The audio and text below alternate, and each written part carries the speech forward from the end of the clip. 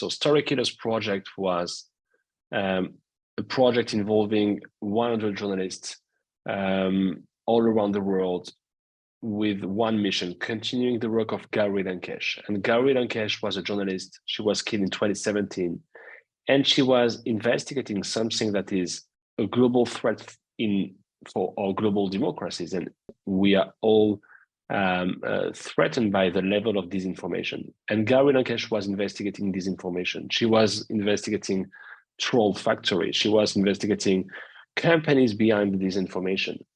And she was killed in 2017 in India, and she was just finishing a last opinion piece, and the title of the opinion piece was "In the Era of False News," and she was never able to see the piece published. The piece was published 2 days after her killing. She was shot.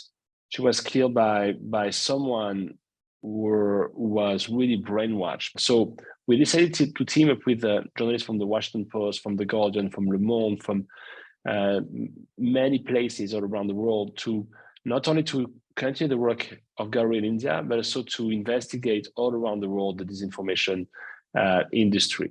And we know what disinformation is about. It's about influencing presidential election. And we found out a private, very secret company in Israel who pretended to be behind the manipulation of more than 30 presidential elections.